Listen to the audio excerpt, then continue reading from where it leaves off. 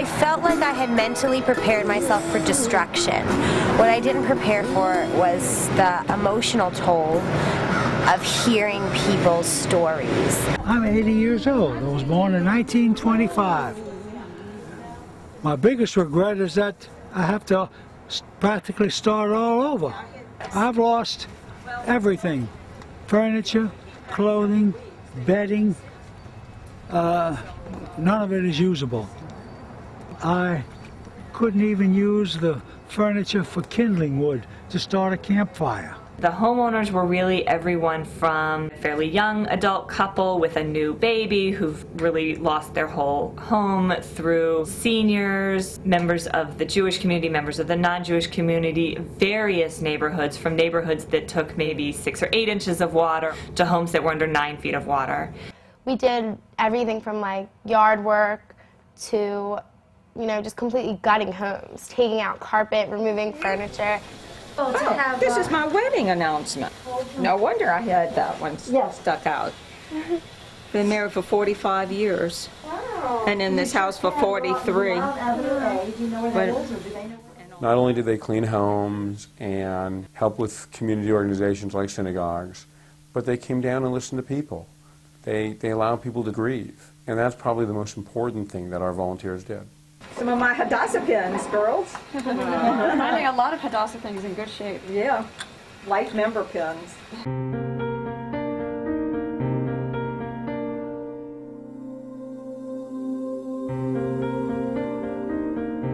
You see so much destruction here that it sort of overwhelms you and you almost become numb to it. Be prepared that you cannot know what's coming, what you're going to see, and be open to that, and be open to the emotions that that's going to produce.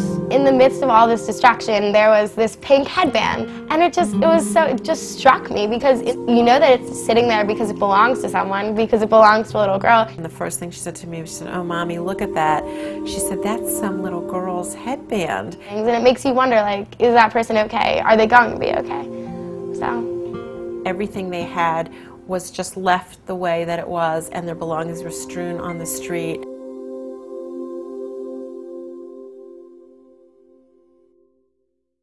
I'm here because I have a responsibility to the world. I have a responsibility to rebuild the world, to perfect the world, to try and make it a better place.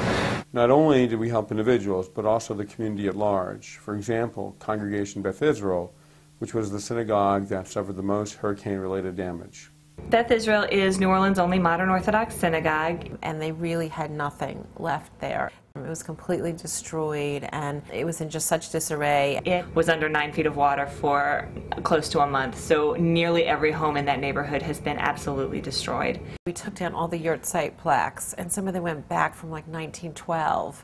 And we literally took each plaque down, and those are the only things that the synagogue really has left. That's really their only memory of who was there and their history. If we don't have businesses, we don't have jobs. And if we don't have jobs, we don't have people. If we don't have people, we don't have a city.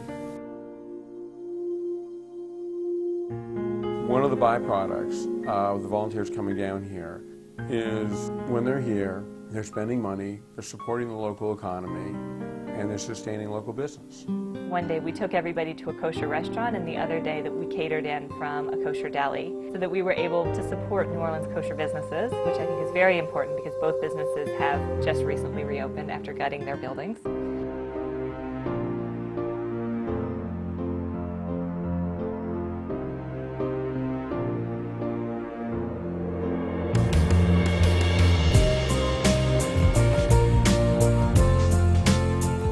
This experience has been life-changing. I want people to realize that it's still going on, that these people still need help.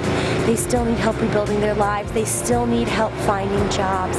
Here, you know, you have an opportunity to make history. You're part of history. And you can really make an impact. I can now go back to stories, and I can teach my students and speak to my family, my community, and tell them what I see and tell them what I saw and what I did. Who do you turn to when your donors have lost everything? Who do you turn to when your donors have become your clients, basically?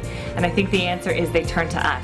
They turn to the American Jewish community, to the world Jewish community, because that's what the Jewish community is about. It's about Kol Yisrael Arivim Zel Hazeh. It's about all of Israel taking care, being responsible one for another. And we have to be there for them because they need us right now. How do you thank people for putting people's lives back together box by box? You can't. The fact that when I picked this book up, and it's all pretty molded and stuck together, but the only page that opened up was something that reads, "To see the world anew." And I think what it means is that they've been through so much devastation here and their homes are completely ruined, but that sometime again the world will be anew, and with everything that goes bad, there'll always be something good that will come out of it, we hope, and good things to look forward to. And that's what life's about.